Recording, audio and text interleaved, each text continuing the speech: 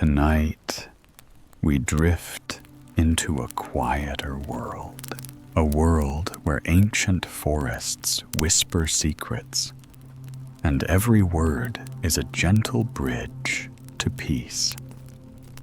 Whether it is a lesson of the heart, a hero's journey, or a dream from long ago, you don't need to follow every detail.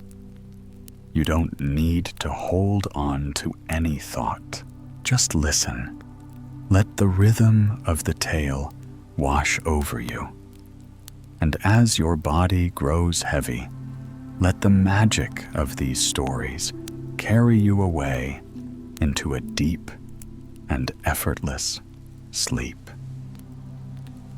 Puss in Boots. There was once a miller who possessed but little in this world: a grinding mill, a sturdy donkey, and a tomcat with sharp teeth and quick eyes.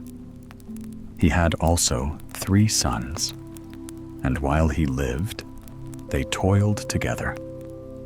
The eldest labored at the grinding stone. The second loaded grain upon the donkey and bore away the flour, and the third saw that the mice did not steal from the sacks. Now, when the miller died, the sons gathered to divide the poor inheritance. The eldest took the mill, for it was the strongest of the possessions. The second received the donkey, which could carry him on its back. And to the youngest was left nothing but the cat. When he saw his share, the lad grew heavy of heart and murmured to himself, "Woe is me. I am the most unfortunate of brothers. The eldest has the mill and can grind his bread forever. The second has a beast to carry him and fetch his goods. But I, what am I to do with a mere tomcat? Better I should kill him, take his skin, and fashion a pair of fur gloves, than to keep such a burden alive." But the cat, who had been listening all the while, leapt upon the bench and spoke in a clear voice. "Slay me, not young master, for my pelt will give you nothing but shabby gloves, fit only to let the rain through. Give me instead a pair of stout boots, that I may stride like men, and be seen among them, and you shall soon find my worth. I promise you help beyond your hoping." The lad marveled that a cat should speak thus. Yet at that very hour, a shoemaker passed by the door. The son called him in, and though it cost him the last of his coins, he had a pair of neat boots measured for the tom. When the boots were made, the cat drew them on with great pride, slung a sack across his shoulders, filled the bottom with corn, tied the mouth with a cord, and walked out upon 2 legs as sprightly as any gentleman. In those days, a king ruled the land who loved partridges above all meats. Yet though the forests teemed with them, no hunter could catch the shy birds. The cat knew this well, and contrived a cunning plan. Deep into the wood, he went, scattered corn upon the ground, laid open his sack, and drew the cord long into the grass, hiding himself behind a hedge. The partridges, greedy for the grain, fluttered down and hopped one by one into the bag. When a good number were trapped, the cat pulled tight. The cord twisted their necks and bore them straightway to the king's palace. At the gate, the guards laughed. "Hold where goes a cat with a sack." To the king answered the cat. "A king has no time for cats," scoffed one. But another said, "Let him through." The king often seeks amusement. Perhaps this creature will give him sport. So the cat entered the hall, bowed low, and said with courtesy, "My noble lord, the Graf here." He spoke a long, grand name he had invented sends to your majesty these partridges taken in his snares. The king, astonished at the fatness of the birds, clapped his hands for joy. He bade that gold be poured into the sack, so much as the cat could carry, and sent him off with thanks to his master.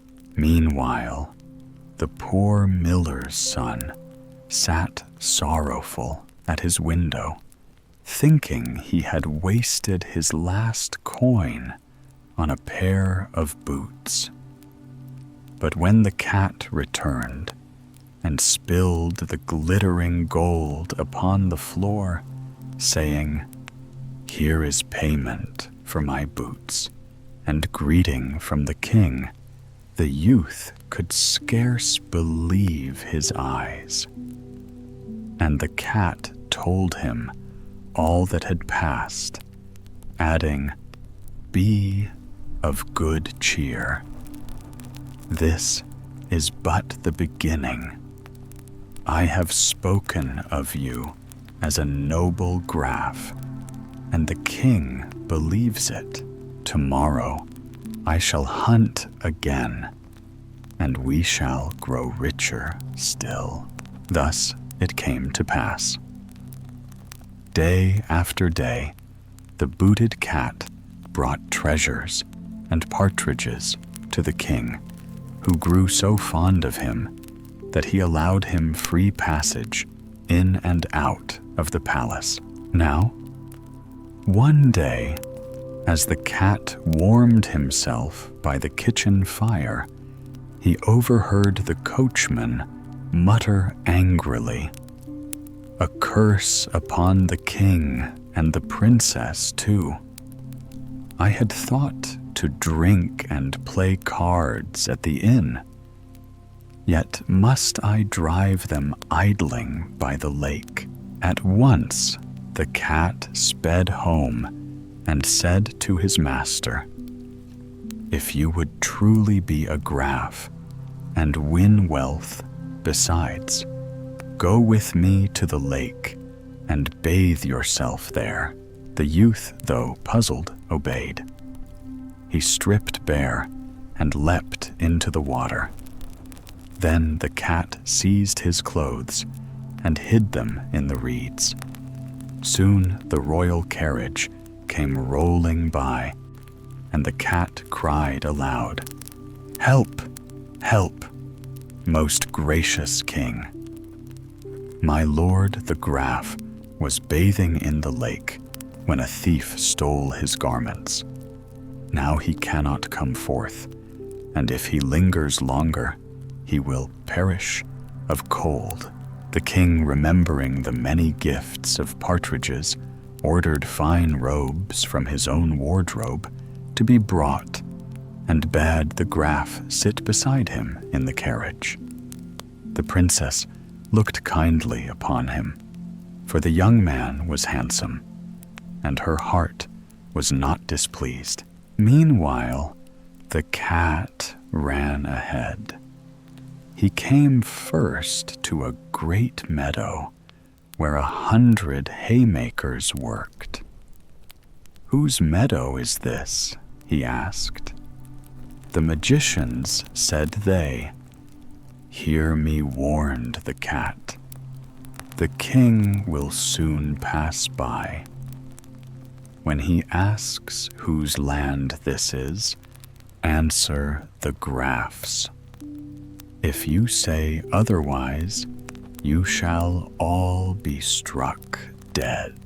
So it went, also, with a vast cornfield, where 200 reapers labored, and with a mighty forest, where 300 woodcutters felled oak.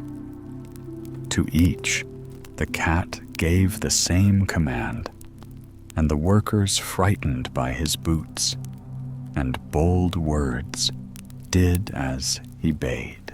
At last, the cat came to the magician's palace itself.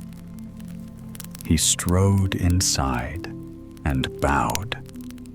The magician sneered. "What seek you, little cat in boots?" "I have heard," said the cat, "that you can turn yourself into any creature, that you can be a hound, a fox, even a wolf, I might believe, but an elephant, that I doubt." The magician, proud of his power, transformed at once into an elephant. "Marvelous," cried the cat, "and into a lion too."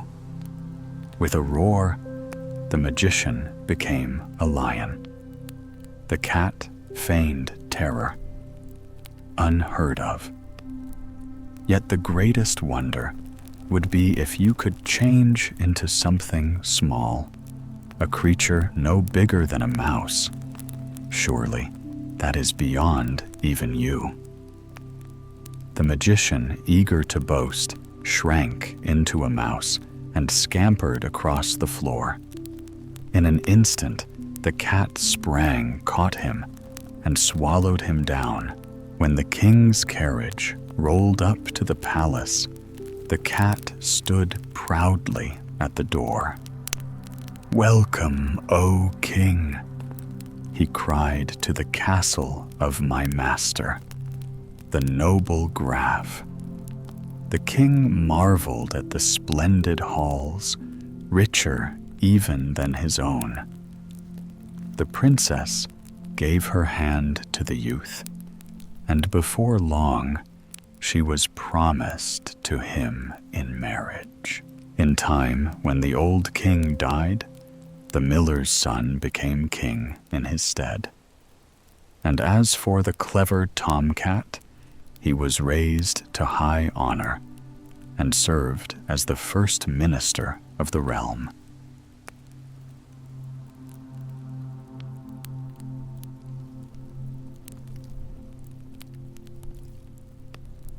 The Fisherman and His Wife. There was once a fisherman and his wife who lived together in a hovel by the seashore. And the fisherman went out every day with his hook and line to catch fish, and he angled and angled. One day, he was sitting with his rod and looking into the clear water, and he saw and sawed. At last down went the line to the bottom of the water, and when he drew it up, he found a great flounder on the hook. And the flounder said to him, "Fisherman, listen to me. Let me go. I am not a real fish, but an enchanted prince. What good shall I be to you if you land me? I shall not taste well. So put me back into the water again, and let me swim away." "Well," said the fisherman, "no need of so many words about the matter. As you can speak, I had much rather let you swim away." Then he put him back into the clear water, and the flounder sank to the bottom, leaving a long streak of blood behind him. Then the fisherman got up and went home to his wife in their hovel. "Well, husband," said the wife, "have you caught nothing today?" "No," said the man. "That is, I did catch a flounder, but as he said he was an enchanted prince, I let him go again." "Then did you wish for nothing?" said the wife. "No," said the man. "What should I wish for?" "Oh dear," said the wife, "and it is so dreadful always to live in this evil-smelling hovel. Jay, you might as well have wished for a little cottage. Go again and call him. Tell him we want a little cottage.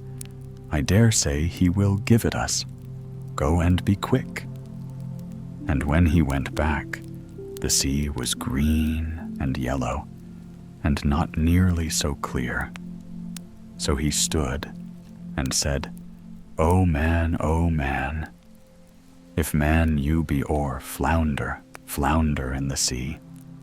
Such a tiresome wife I've got, for she wants what I do not. So then the flounder came swimming up and said, Now then, what does she want? Oh, said the man, you know when I caught you, my wife says I ought to have wished for something. She does not want to live any longer in the hovel and would rather have a cottage. Go home with you, said the flounder. She has it already. So the man went home and found, instead of the hovel, a little cottage, and his wife was sitting on a bench before the door, and she took him by the hand and said to him, Come in and see if this is not a great improvement. So they went in, and there was a little house place and a beautiful little bedroom, a kitchen and larder, with all sorts of furniture and iron and brass ware of the very best. And at the back was a little yard with fowls and ducks and a little garden full of green vegetables and fruit. Look, said the wife, is not that nice? Yes, said the man, if this can only last, we shall be very well contented. We will see about that, said the wife, and after a meal, they went to bed. So all went well for a week or fortnight, when the wife said, Look here, husband, the cottage is really too confined, and the yard and garden are so small. I think the flounder had better get us a larger house. I should like very much to live in a large stone castle. So go to your fish, and he will send us a castle. Zero, my dear wife, said the man. The cottage is good enough. What do we want a castle for? We want one, said the wife. Go along with you. The flounder can give us one. Now, wife, said the man, the flounder gave us the cottage. I do not like to go to him again. He may be angry. Go along, said the wife. He might just as well give us it as not. Do as I say. The man felt very reluctant and unwilling, and he said to himself, It is not the right thing to do. Nevertheless, he went. So when he came to the seaside, the water was purple and dark blue and gray and thick, and not green and yellow as before. And he stood and said, O man, if man you be, or flounder, flounder in the sea, such a tiresome wife I've got, for she wants what I do not. Now then, what does she want? Said the flounder. Oh, said the man, half frightened. She wants to live in a large stone castle. Go home with you. "She is already standing before the door," said the flounder. Then the man went home, as he supposed. But when he got there stood in the place of the cottage a great castle of stone, and his wife was standing on the steps about to go in. So she took him by the hand and said, "Let us enter." With that, he went in with her, and in the castle was a great hall with a marble pavement, and there were a great many servants who led them through large doors, and the passages were decked with tapestry, and the rooms with golden chairs and tables and crystal chandeliers hanging from the ceiling. And all the rooms had carpets, and the tables were covered with eatables, and the best wine for anyone who wanted them. And at the back of the house was a great stable yard for horses and cattle and carriages of the finest.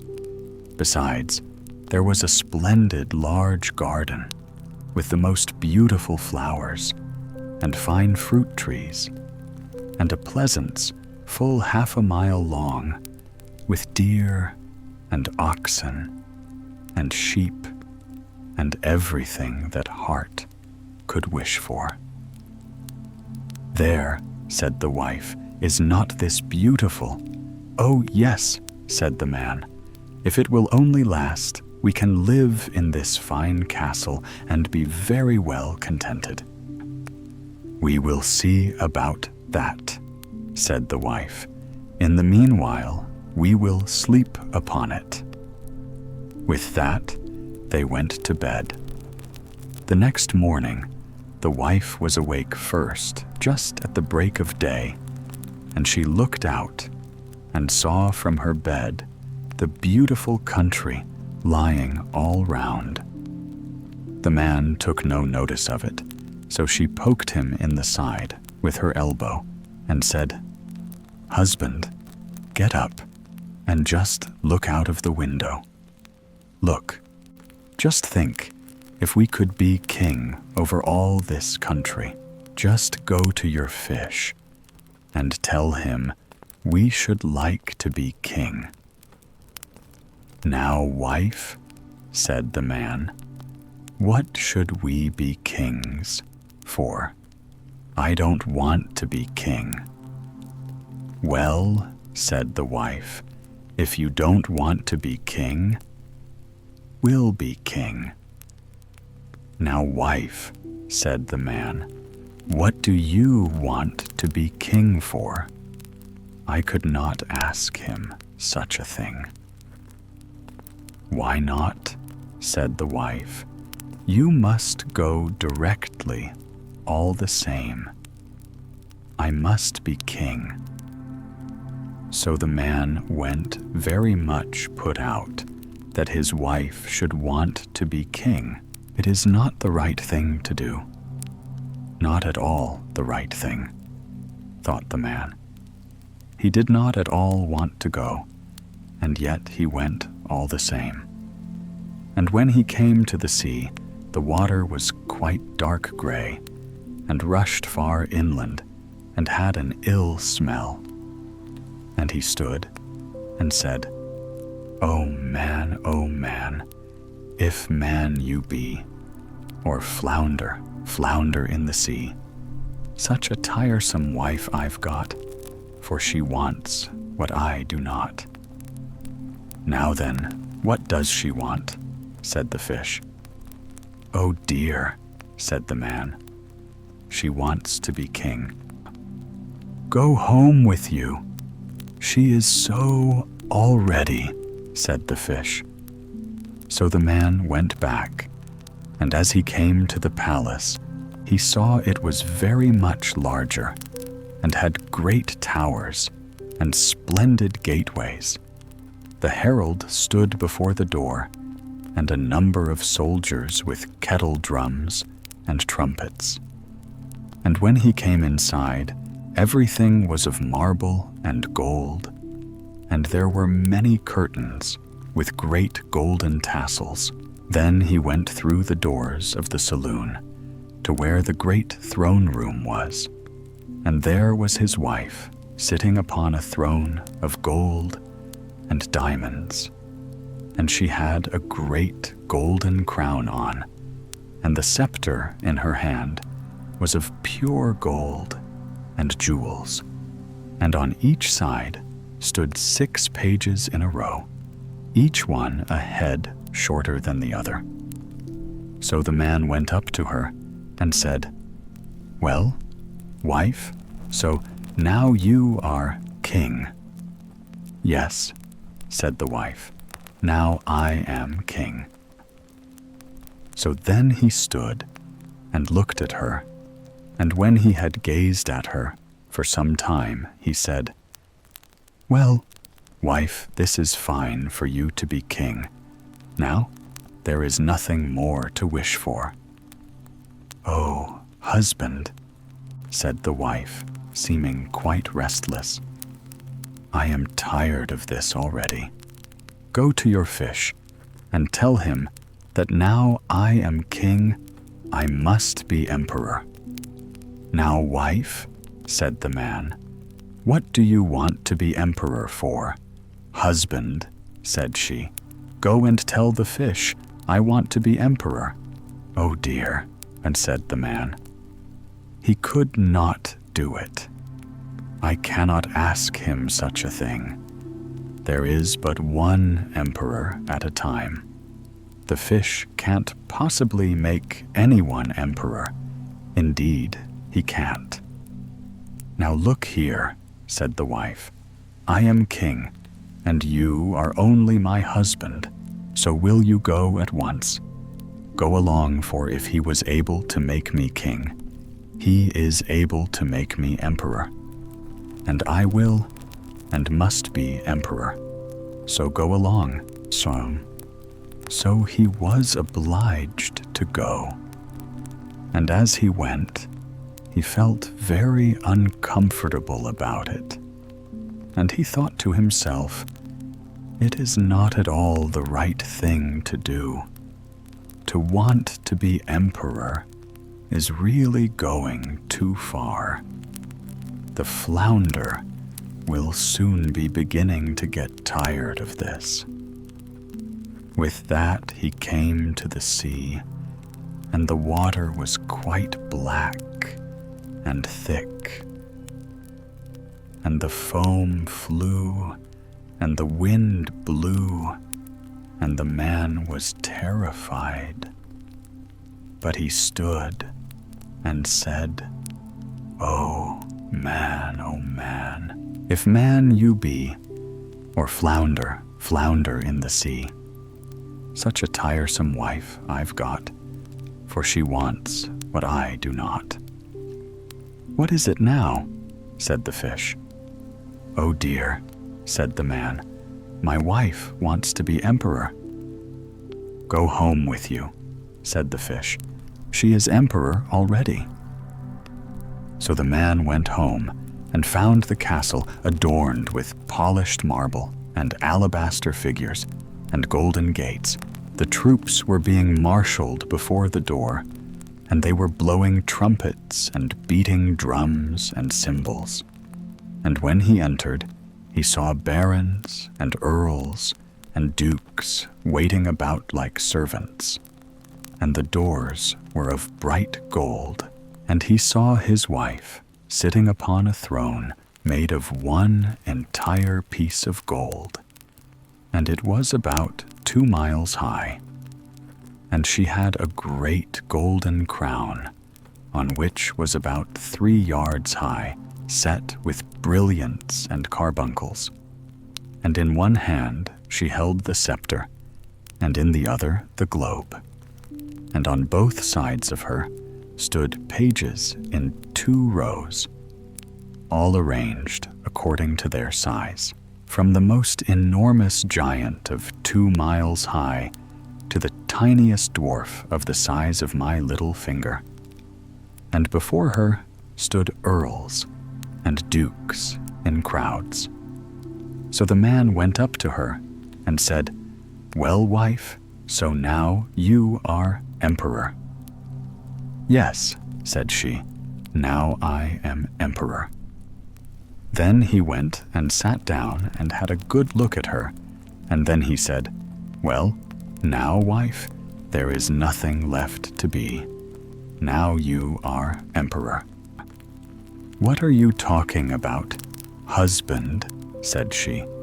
"I am emperor, and next I will be pope, so go and tell the fish so." "Oh dear," said the man, "what is it that you don't want? You can never become pope. There is but one pope in Christendom, and the fish can't possibly do it." "Husband," said she, "no more words about it. I must and will be pope, so go along to the fish." "Now, wife," said the man, "how can I ask him such a thing? It is too bad.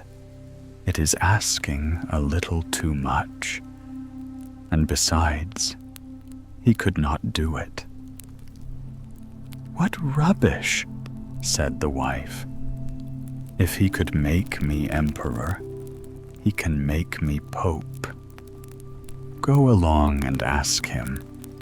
I am emperor, and you are only my husband, so go you must." So he went feeling very frightened, and he shivered and shook, and his knees trembled. And there arose a great wind, and the clouds flew by, and it grew very dark, and the sea rose, mountains high, and the ships were tossed about, and the sky was partly blue in the middle, but at the sides very dark and red, as in a great tempest. And he felt very desponding, and stood trembling, and said, "O man, if man you be, or flounder, flounder in the sea, such a tiresome wife I've got, for she wants what I do not." "Well, what now?" said the fish. "Oh dear," said the man, "she wants to be pope." "Go home with you. She is pope already," said the fish. So he went home, and he found himself before a great church with palaces all round. He had to make his way through a crowd of people. And when he got inside, he found the place lighted up with thousands and thousands of lights. And his wife was clothed in a golden garment, and sat upon a very high throne, and had 3 golden crowns on all, in the greatest priestly pomp. And on both sides of her there stood 2 rows of lights of all sizes, from the size of the longest tower to the smallest rushlight. And all the emperors and kings were kneeling before her and kissing her foot. "Well, wife," said the man, and sat and stared at her, "so you are pope?" "Yes," said she, "now I am pope." And he went on gazing at her till he felt dazzled, as if he were sitting in the sun. And after a little time he said, "Well now, wife, what is there left to be? Now you are pope." And she sat up very stiff and straight, and said nothing. And he said again, "Well, wife, I hope you are contented at last with being pope. You can be nothing more." "We will see about that," said the wife. With that, they both went to bed. But she was as far as ever from being contented, and she could not get to sleep for thinking of what she should like to be next. The husband, however, slept as fast as a top after his busy day, but the wife tossed and turned from side to side the whole night, through thinking all the while what she could be next, but nothing would occur to her. And when she saw the red dawn, she slipped off the bed and sat before the window to see the sun rise. And as it came up, she said, "Ah, I have it. What if I should make the sun and moon to rise?" "Husband," she cried, and stuck her elbow in his ribs, "wake up and go to your fish, and tell him te want power over the sun and moon." The man was so fast asleep that when he started up, he fell out of bed. Then he shook himself together and opened his eyes and said, "Oh, wife, what did you say?" "Husband," said she, "if I cannot get the power of making the sun and moon rise when I want them, I shall never have another quiet hour. Go to the fish and tell him so." "Oh, wife," said the man, and fell on his knees to her. "The fish can really not do that for you. I grant you he could make you emperor and pope. Do be contented with that, I beg of you." And she became wild with impatience and screamed out, "I can wait no longer. Go at once."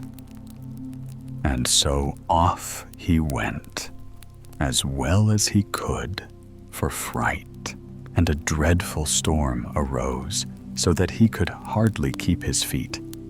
And the houses and trees were blown down, and the mountains trembled, and rocks fell in the sea. The sky was quite black, and it thundered and lightened, and the waves crowned with foam ran mountains high. So he cried out without being able to hear his own words, "O man, if man you be or flounder, flounder in the sea. Such a tiresome wife I've got, for she wants what I do not." "Well, what now?" said the flounder. "Oh dear," said the man, "she wants to order about the sun and moon." "Go home with you," said the flounder. "You will find her in the old hovel." And there they are, sitting to this very day. The golden bird, in days long forgotten, when kings still ruled in pride from high castles of stone, there lived a sovereign whose greatest treasure was not crown nor jewel, but a wondrous tree that grew in the hidden garden behind his halls. Upon its branches ripened apples of purest gold, glowing in the moonlight, like suns caught in the boughs. These apples were counted daily, for the king guarded them as the heart of his wealth. Yet one morning, when the dew still clung to the grass, a servant discovered that a single golden apple had vanished. Fury burned in the king's breast. He swore aloud that no thief should mock his majesty unpunished, and he commanded that each night a watch be set by the tree until the culprit was caught. The king had 3 sons, and to the eldest the duty first fell. Boldly did the young man swear he would not sleep, but would guard the garden with bow in hand. He watched until midnight, but then Weariness stole upon him like a heavy fog. His lids closed, his head drooped, and by dawn another apple was gone. The second son took his place the following night, boasting that he would not fail as his brother had. Yet when the clock struck 12, he too was overcome. And by morning, the golden harvest was the poorer still. At last came the turn of the youngest. But the king trusted him least of all, for he was thought simple and slow of wit. He will do worse than the others, the king said. But in the end, he consented.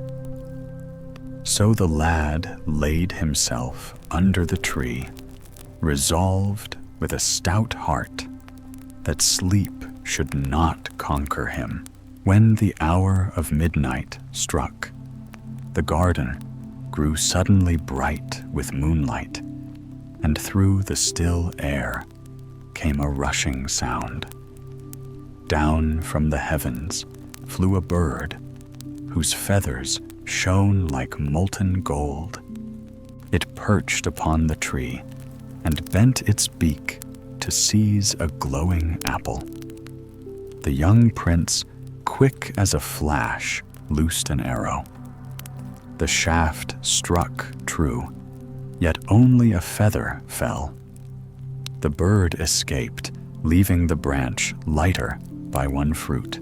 The prince lifted the fallen feather, which glimmered in his hand brighter than all the king's jewels. At dawn, he bore it before his father and told what had passed. The king gathered his council, and the wise men declared that a single such feather was worth more than all the kingdom's treasure. Then, one feather shall not satisfy me, said the king. I must have the bird itself, though I give half my realm to gain it. So the eldest son set forth in quest of the golden bird. Trusting in his own cleverness, he journeyed far until he came to the edge of a wood. There sat a fox whose eyes gleamed like coals. The prince raised his musket to fire, but the fox cried, "Spare me, and I shall give thee counsel. Tonight thou wilt reach a village where two inns stand opposite. In one there shall be music, wine, and laughter. In the other, silence and gloom. Choose the darker place, and thy fortune shall prosper." But the proud youth scoffed. "Shall a ragged beast school me?" he said, and pulled the trigger. The ball flew wide, and the fox vanished into the thicket. At nightfall, the prince entered the village and beheld the two inns. From one rang merriment, the other looked fit for beggars only. Only a fool would choose misery over mirth, said he, and went into the bright hall. There he feasted, forgetting both bird and king. When months passed and he did not return, the second son begged leave to seek the bird. He too met the fox, heard the same counsel, and likewise despised it. At the village, he spied his elder brother, calling from the merry tavern's window. Lured by laughter and song, he joined him, and so the second son was lost as well. At last, the youngest pleaded that he might try his fortune. The king, fearing to lose him too, refused. "Thou art foolish and weak," said he. "If thy brothers failed, thou wilt perish." Yet the boy begged without ceasing, until the king, wearied, let him go. He too found the fox by the forest's edge. "Do me no harm," said the beast, "and I shall guide thee truly." The youth, being gentle, lowered his bow.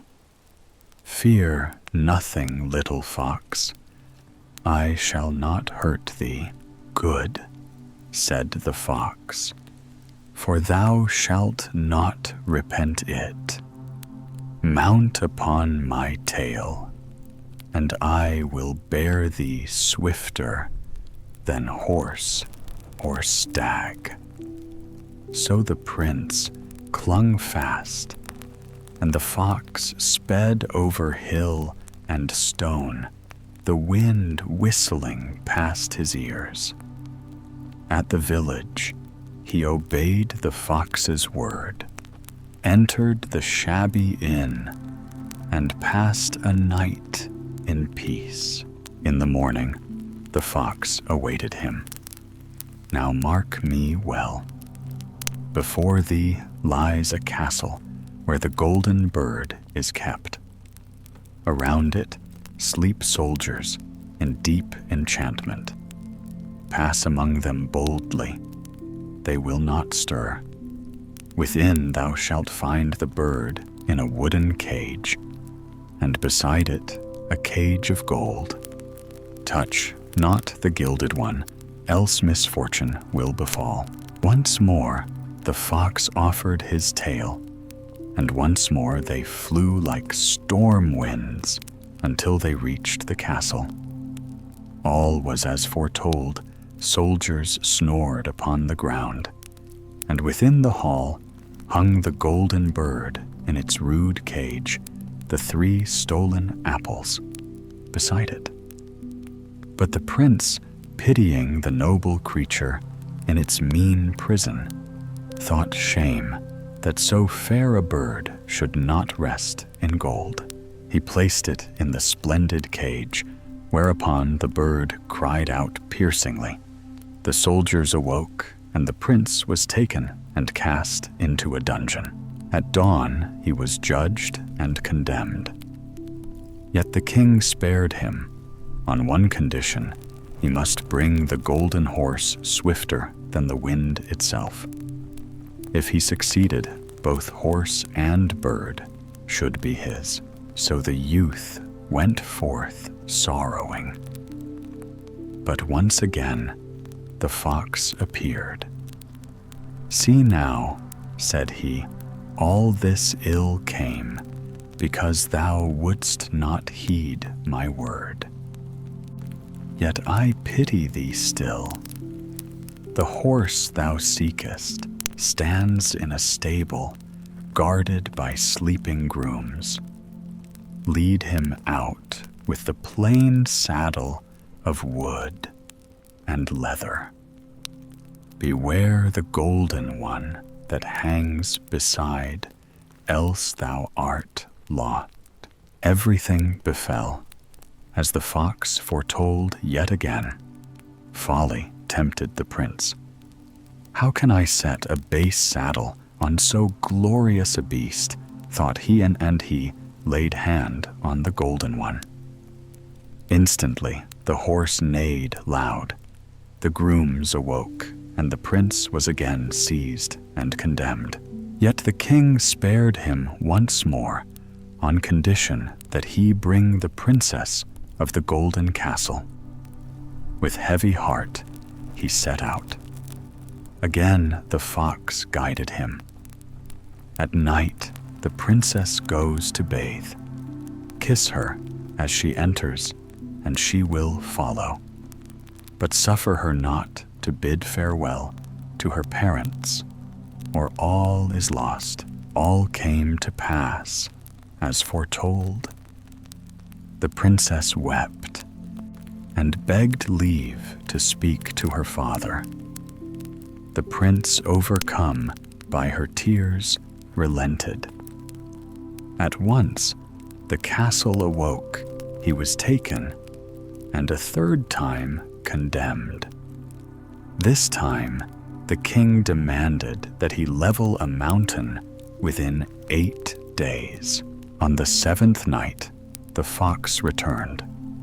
"Lie down and sleep. I shall do the work." At dawn, the mountain was gone, and the king, bound by his word, yielded the princess. Thereafter, with Fox's counsel, the prince, by cunning, gained the golden horse and the golden bird as well.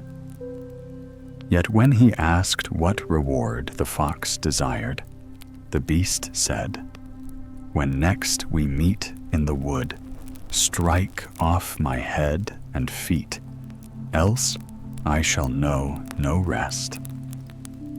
The prince refused, and the fox departed. In time, he came to the place where his brothers, worthless and wicked, were to be hanged. He bought their freedom, though warned not to spend coin on gallows meat. Later, resting by a brook, he forgot the fox's warning again. The brothers betrayed him, cast him into the water, and stole bird horse and princess for themselves. Yet the brook was dry, and the faithful fox drew him forth once more. Disguised as a beggar, he returned to the king's hall, where the bird sang, the horse fed, and the princess ceased her weeping. She knew her true love, and the treachery of the brothers was revealed. They were hanged in his stead, and the youngest prince wedded the princess. Only the fox's fate remained. Long afterward, the fox met him once more and pleaded with tears. "Now thou hast all thy heart desired. Free me from my curse. Strike off my head and feet." At last, the prince obeyed. In that instant, the fox was transformed into a man, none other than the princess's long-lost brother, bewitched by evil sorcery. So all was well. The kingdom prospered. The bird sang in its golden cage. The horse flew swifter than the wind, and joy dwelt in their halls as long as they lived. The goose girl. There was once, in a far-off kingdom, an aged queen, whose consort had long been gathered to the grave.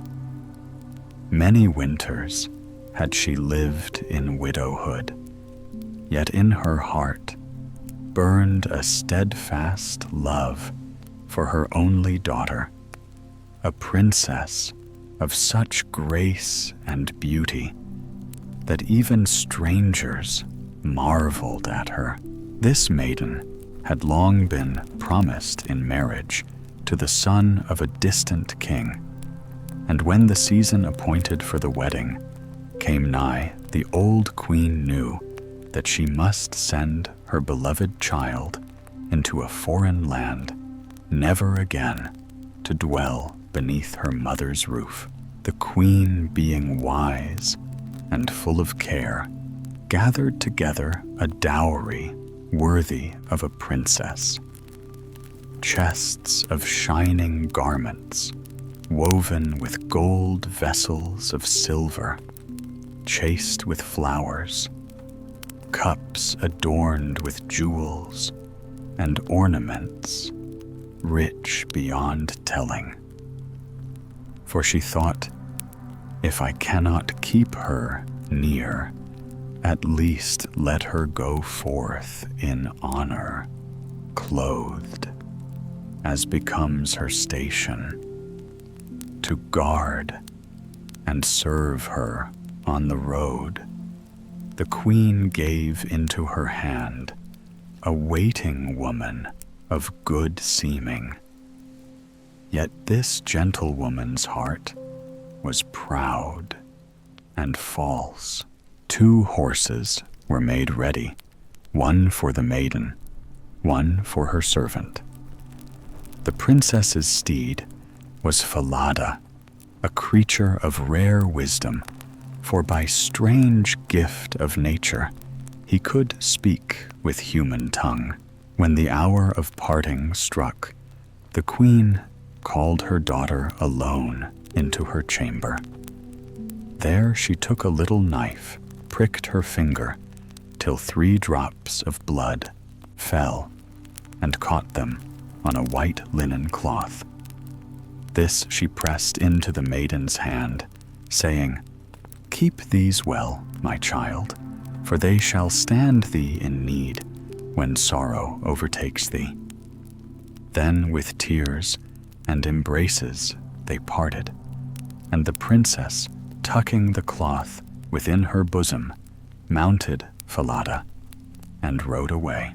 After an hour's journey, she grew faint with thirst, and seeing a brook that ran sparkling by the roadside, she said to her waiting woman, "Pray dismount and fetch me water in the golden cup thou carriest, for my lips are dry." But the waiting woman tossed her head and said scornfully, "Fetch it thyself, if thou art thirsty. I am no drudge to wait on thee." The princess, compelled by need, alighted and stooped to drink with her own lips from the running stream. And as she bent down, she sighed, "Alas, alas." Then the 3 drops of blood in her bosom answered softly, "If thy mother knew thy grief, her heart would break for thee in brief." The maiden said nothing, but remounted meekly, and they journeyed further. Soon the sun waxed hot, and thirst returned upon her. Again they came to a stream, and again she begged the waiting woman for aid, forgetting the scorn of before. Yet the woman mocked her still more bitterly. "Drink as peasants drink, if drink thou must. I will not serve thee." So the princess slid down and stooped once more, and again she sighed, and the drops of blood murmured, "If thy mother knew thy grief, her heart would break for thee in brief." But this time, as she stooped, the white cloth with the drops of blood slipped from her bosom and drifted upon the water, carried swiftly away till it vanished. The maiden, in her weariness, marked it not, but the false waiting woman saw and rejoiced, for she knew that the princess had lost her safeguard, and now was weak and helpless. Straightway she set upon her with harsh words, commanding her to strip off her royal garments and don the coarse attire of a servant. "Thou shalt ride my sorry hack," quoth she and I, "upon Falada." And the poor princess dared not resist, for the woman threatened her life if she disobeyed. Thus, the maid who was born to sit on a throne was forced to ride a sorry jade and trail behind, while her own waiting woman rode proudly before on Falada. Yet the horse, though dumb now in body, kept all things in his heart. So they came at last to the king's castle. Great was the joy of the prince at his bride's arrival. He hastened to greet her, lifted her down from Falada, and led her by the hand up the steps, believing the waiting woman to be the princess. Meanwhile, the true bride lingered in the courtyard, her eyes cast low. The old king, looking from a high window, spied her and wondered at her gentle bearing. He went down and asked the false bride who the fair maid might be. "Only a servant I brought for company," answered she lightly. "Give her some task that she may not idle." So the old king bethought him of a goose boy named Conrad, and he bade that the strange maiden keep the geese with him. Thus was the true princess set to guard geese in the meadow, while her servant wore crown and jewels in her stead. Now the false bride, fearing Falada might speak of what had passed, besought the young prince to slay him, saying he had troubled her sore upon the journey. The order was given, and the faithful steed was doomed. When tidings reached the goose girl, she bribed the knacker with a piece of gold, entreating him to nail Falada's head beneath the dark gate where she must pass each morn and eve.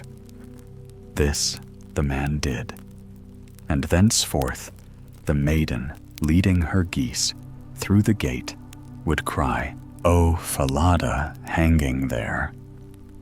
And the head replied, "O princess, dost thou fare so ill if thy mother knew thy grief? Her heart would surely break in brief." Then she went forth with her flock to the meadows. There she loosed her golden hair, which shone like sunlight upon water.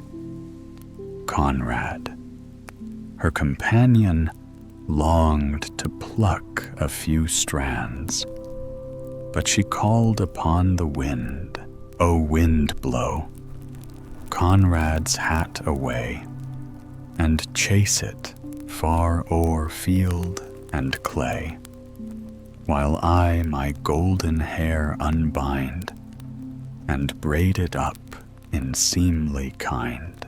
At once the wind sprang up, whirled Conrad's hat far across the meadow, and while he ran after it, she combed and bound her shining locks.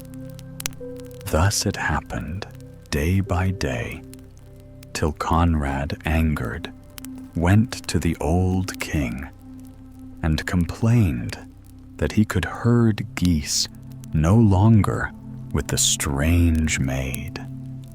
He told of the speaking head at the gate, and of the golden hair, and how the wind ever played him false. The king, curious, hid himself next morning by the gate, and then in the meadow, and he saw all with his own eyes. That evening he called the maiden and questioned her gently, but she dared reveal nothing, for she had sworn an oath under peril of her life. At last the king bade her whisper her sorrow into the iron oven. There she crept, weeping, and poured forth her tale, how she was a king's daughter, how the waiting woman had betrayed her, how she was forced to keep geese, while another sat in her rightful place. The king who stood without heard every word. Straightway he drew her forth, clothed her in royal raiment, and her beauty shone brighter than before. He summoned his son and revealed the truth. The bride he had cherished was but a false servant, and the true princess stood before him. Great was the prince's joy, and a feast was proclaimed. At the banquet, the false bride sat beside the prince, the true bride opposite, gleaming in her new array. The old king set forth the tale, asking the false bride what punishment such treachery deserved. Thinking not of herself, she cried, "Let the guilty wretch be thrust naked into a barrel, set with sharp nails, and dragged by 2 white steeds until she is dead." The old king rose and said sternly, "Thou hast spoken thine own doom, so let it be." And thus was judgment fulfilled. Thereafter, the prince wedded the true bride with great rejoicing, and together they ruled long years in peace and happiness, while the tale of the goose girl was told and retold, a warning against treachery and a comfort to the faithful in heart. Tom Thumb. Once upon a time, in a quiet hamlet at the edge of the woods, there lived a poor countryman and his wife.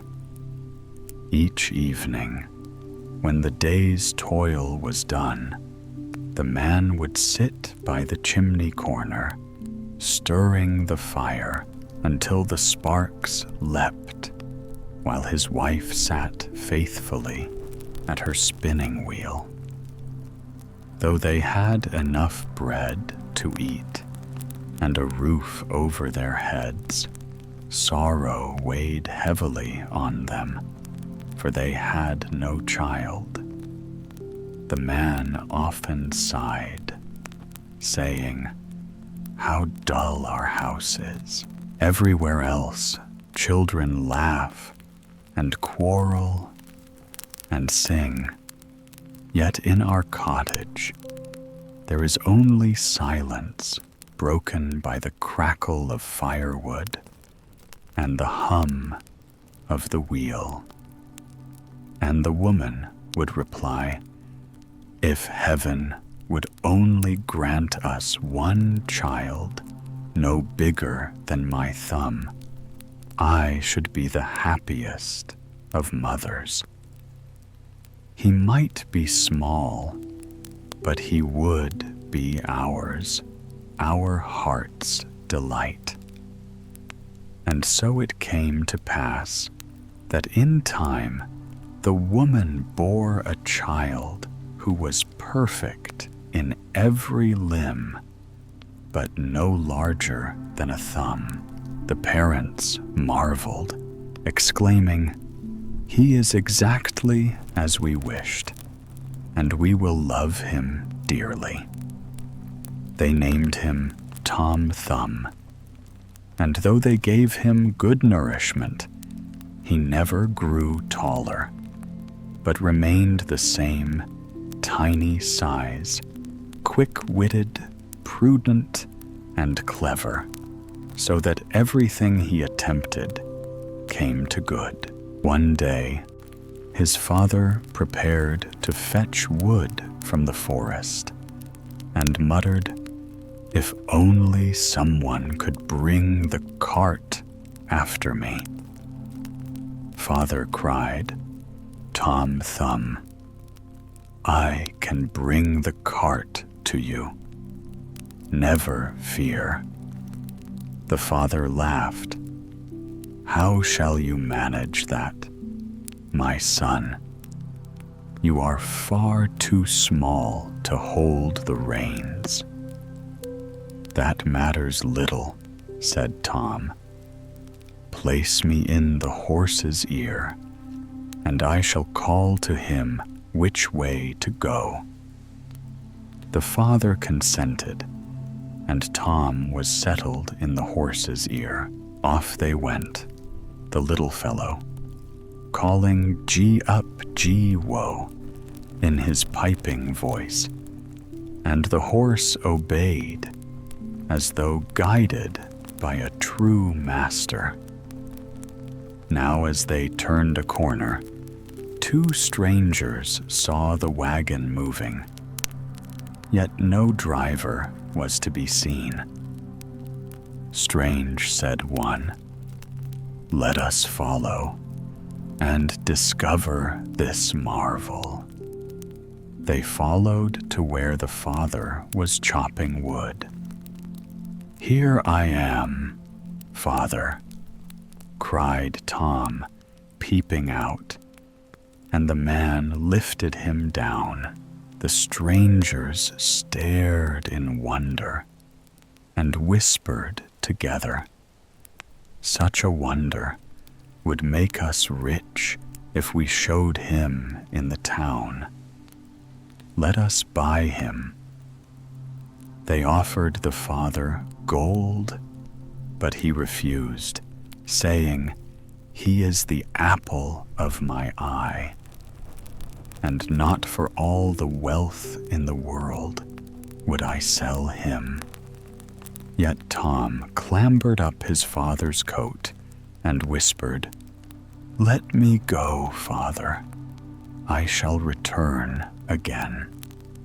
So the man gave him up sorrowfully, and Tom was set upon the brim of a hat, where he could walk about and see the land. As night drew near, Tom begged leave to be set down only for a little while for a change. The strangers consented, but no sooner was he upon the ground than he darted among the furrows and vanished into a mouse hole. "Good evening, masters. You may go home without me," he cried, laughing. They struck at the hole with their sticks, but could not reach him, and at last went away in vexation. Tom crept out, saying, "It is dangerous to wander holes at night. I might break my neck." By fortune, he found an empty snail shell and lay down in it. But ere he slept, two thieves passed by, plotting to steal the parson's gold and silver. "I can help you," cried Tom. They started thinking some spirit spoke, but at last found him. "How shall you aid us?"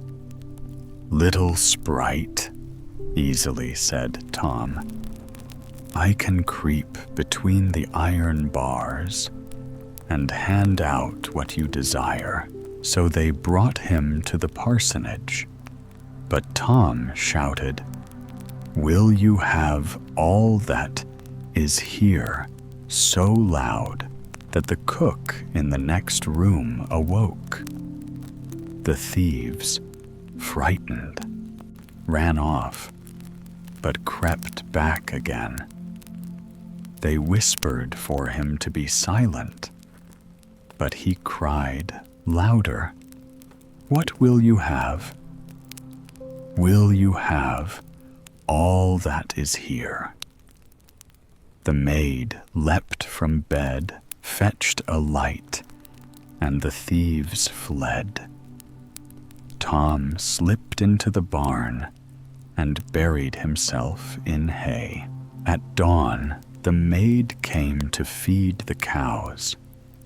By mischance, she took up the very hay where Tom lay and tossed it to the cow, who swallowed him whole. "Alas," cried Tom, "in what dark mill am I ground?" The maid heard the muffled voice, thought the beast bewitched, and told her master. The parson himself came, and when Tom cried, "No more hay for me," he believed an evil spirit possessed the cow and had her slaughtered. The stomach was thrown on the dunghill, and before Tom could wriggle free, a wolf devoured it in one gulp. Yet Tom did not despair. "Friend Wolf," said he, "I can guide you to a splendid feast in my father's house. There you shall find bread and bacon enough." The wolf obeyed, crept through the drain, and gorged himself. But he grew so fat he could not creep out again. Then Tom shouted and sang within him until his father and mother awoke. They fetched their weapons. Tom cried, "Strike boldly. Father, I am safe inside." The man struck the wolf, dead, slit him open, and drew forth his little son. The parents wept for joy. "Oh, what grief we have borne for you." "Yes, father," said Tom. "I have seen much of the world, the inside of a mouse hole, a snail's shell, a cow's stomach, and even a wolf's belly. Now I am content to stay at home, and never again shall we part with you. Not for all the kingdoms under the sun," said his parents, embracing him. They gave him food, drink, and a new suit of clothes, for the old ones were spoiled with travel. And so ended the tale of Tom Thumb, who was small in stature, but great in wit and courage, and who proved that even the tiniest may wander through marvels and return again to the warmth of home. The white snake, long ago, when the world was younger, and kings still ruled with both majesty and mystery, there lived a sovereign whose wisdom was renowned through every land. From the highest mountain peaks to the deepest valleys, men said no secret could be hidden from him. It seemed as though whispers of the unseen floated through the air and gathered about his ears, so that nothing remained concealed from his knowing mind. Yet this king had a custom most strange. Each day, when the midday meal was ended and the table cleared, he would order one further dish to be brought to him. No eye but his ever beheld it, for it was always covered, and the king would eat of it only when he was quite alone. Not even the most trusted servant knew what lay beneath the lid. Many wondered, but none dared ask.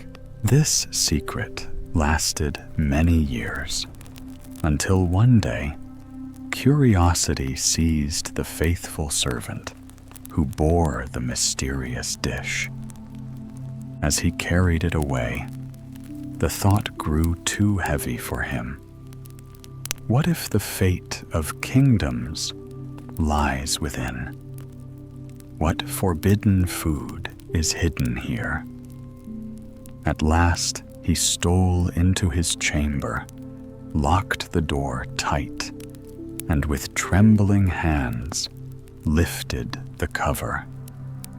There, coiled upon the silver plate, lay a white snake, pale as moonlight.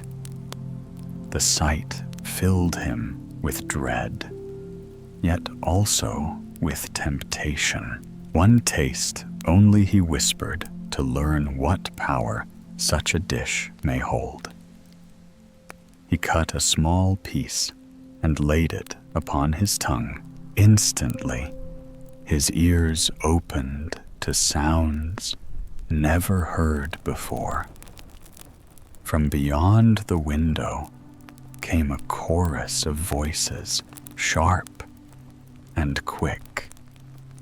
He leaned near and saw the sparrows hopping in the courtyard trees.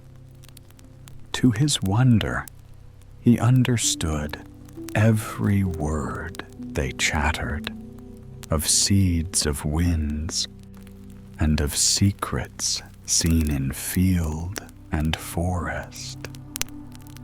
The servant marveled, for he had gained the speech of animals, but fortune soon turned against him. That very day, the queen's most precious ring vanished from her chamber, and because the servant alone was permitted to go everywhere, suspicion fell heavy upon him.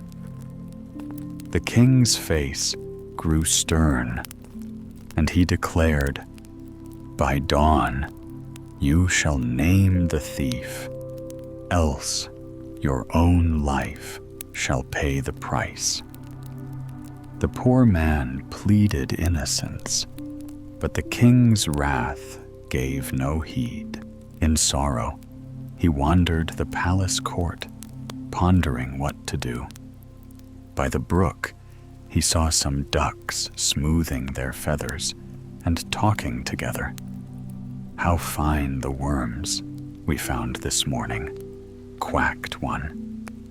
Another sighed, "Yet I feel ill, for as I gobbled hastily beneath the queen's window, I swallowed something hard, a ring of gold." At once, the servant seized the guilty duck and bore it to the cook. "Here is a fat bird," he said, striving for calm. "Better put her to use." The cook laughed and prepared her, and behold, within her belly lay the lost ring. The servant carried it before the king, who, ashamed of his harshness, forgave him and promised reward. The man, however, desired no courtly office. "Give me but a horse and some gold that I may wander and see the world." Thus he set forth. Soon he came to a pond where 3 fishes lay caught among reeds, gasping. Though fishes are said to be mute, his new gift let him hear their cries of despair. He dismounted, freed them gently, and cast them back into the water. They darted away, then lifted their heads and called, "We shall remember and repay your kindness." He rode on, and before long heard voices from the ground. An ant king lamented bitterly, "These clumsy beasts crush my people beneath their hooves. Must we be trampled always, without pity?" The servant turned his horse aside, sparing the ants. Grateful, the king cried, "We shall remember and repay in our hour." Deeper in the forest, two ravens scolded their brood. "Out with you, lazy ones. Seek your food yourselves." But the poor fledglings could not yet fly, and their cries of hunger pierced the traveler's heart. He drew his sword and slew his own horse, laying it for them. The young ravens feasted gladly and cried, "We shall remember and repay in your need." Now the servant journeyed on foot until he came to a great city. There he found the streets alive with noise, for the king's daughter had declared she would take a husband only if he performed tasks most hard. Many had tried and perished. Yet when the youth saw her beauty brighter than dawn, he forgot fear and offered himself as suitor. The first task was given a golden ring, was cast into the sea, and he must fetch it. Should he fail, he would be drowned again and again. Alone upon the shore, he stood despairing when the three fishes appeared. One bore a mussel in its mouth, and within lay the ring. Thus the trial was won, but the proud princess scorned him still. She strewed 10 sacks of millet upon the grass, saying, "By sunrise, all must be gathered, else you die." Through the night he sat hopeless, till with the dawn he beheld all 10 sacks filled. The grateful ants had labored grain by grain, till none was missing, yet her heart remained proud. "One more task," she said. "Bring me an apple from the tree of life." The youth wandered through kingdoms without hope until he sank beneath a tree in weariness. Then, from above, dropped a golden apple, and 3 ravens settled on his knee. "We are they whom you fed," they croaked. "We flew to the world's end, and here is the fruit you seek." With joy he returned and bore it to the princess. She could make no further excuse. Together they cut the apple and ate, and as its sweetness filled, her love awakened in her proud heart. She gave him her hand, and they lived long in peace and happiness, remembered by beasts, birds, and men, as the tale of the white snake was told through many ages. The 3 brothers. There was once a man, neither rich nor poor, who had but one possession in the world to call his own, the humble house in which he lived. It was no palace, yet it stood firm with its timbers seasoned by many winters, and its stones bearing the memory of generations past. For that house had come down to him from his forefathers, and he loved it dearly, as a man loves his own shadow. Now this man had 3 sons, each strong and eager in spirit.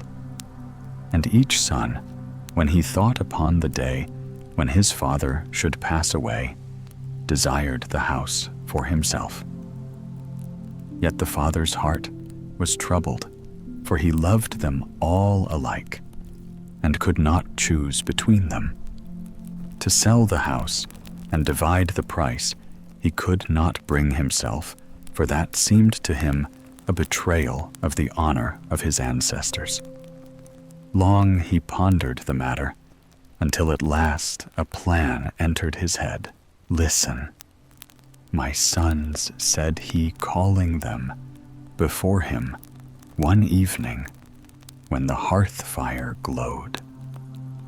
"I cannot decide to whom the house shall fall when I am gone, for I love you all the same. Therefore, you must go forth into the wide world and learn a trade. At the year's end, you shall return, and each of you shall show me a masterpiece of the craft you have mastered. He who performs the greatest work shall inherit this house. Thus shall fairness be done." The 3 sons agreed readily, for their blood was young, and their hearts were eager. The eldest said, "I shall become a blacksmith, for iron bends to the will of a strong arm." The second declared, "I shall be a barber, and with quick hands I shall bring honor to my craft." The third, who was quiet yet keen of eye, spoke, "I shall be a fencing master, for the sword is the noblest of companions." They clasped hands and swore to return after the year was done, so each went his way. Fortune was kind to them, for each found a master well skilled in his art. The eldest, the blacksmith, worked in the royal forge, and the king himself trusted him to shoe his swiftest horses. Proudly, he thought, "The house is as good as mine." The second, the barber, shaved the chins of dukes and earls, and anointed the heads of noblemen with scented oils. "Surely none can rival me," said he in secret, "and the house will be mine."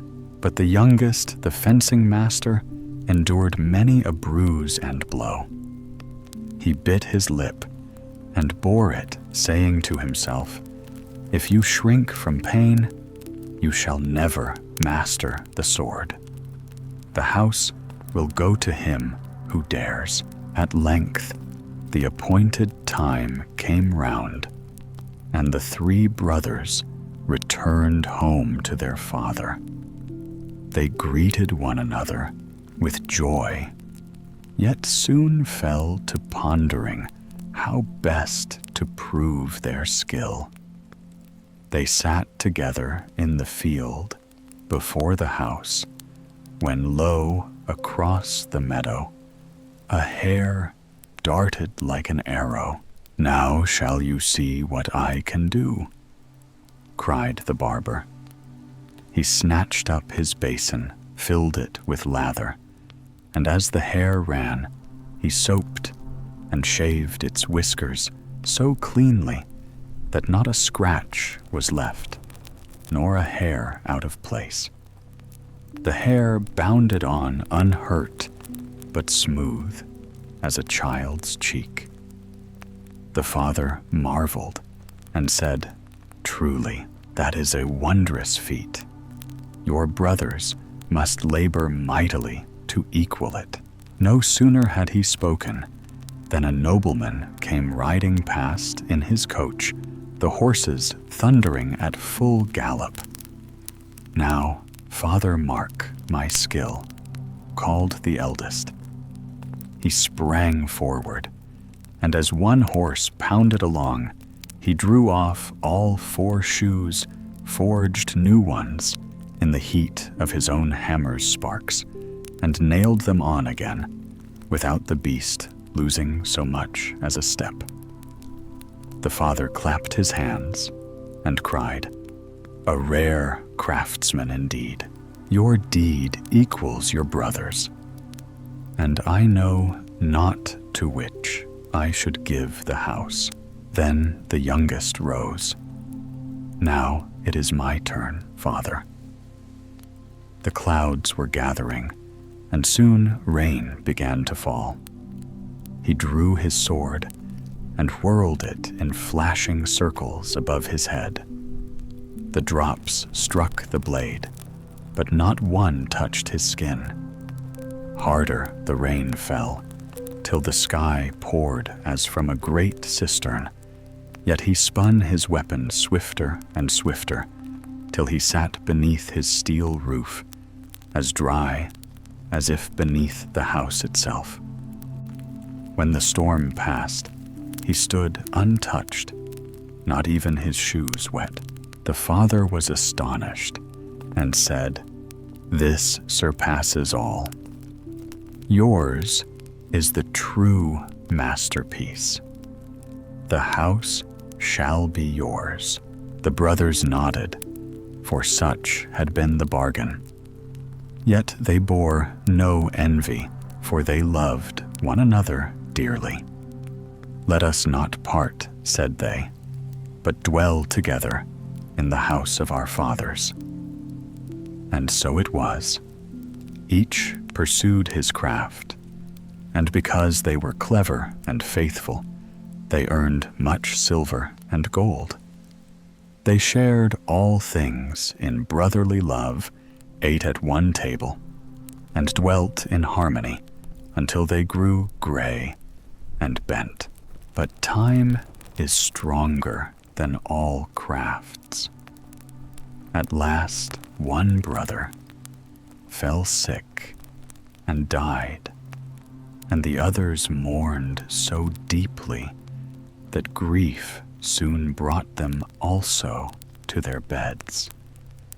One after the other, they followed him, and so it came to pass that all 3 were laid in the same grave. And folk who passed by said, "Here lie 3 brothers who were both wise and skillful, but more than that, they loved one another unto death." The shepherd boy, once upon a time, in a quiet valley, where sheep grazed on green hills, there lived a humble shepherd boy. Though his clothes were poor and his shoes worn thin, he was known far and wide for the quickness of his mind and the wisdom of his words. Old men marveled at his replies. Maidens listened with wonder, and even the learned scholars who passed through the countryside confessed that the boy's answers often struck deeper than their own books. At last, the rumor of his cleverness reached the king himself. Yet kings are not always ready to believe tales told by travelers, and this one thought, "What can a ragged shepherd know that the wise men of my court do not?" Still curiosity pricked him. He sent messengers to fetch the boy to the royal palace. When the shepherd stood before the king, the courtiers mocked his patched coat and sunburnt face.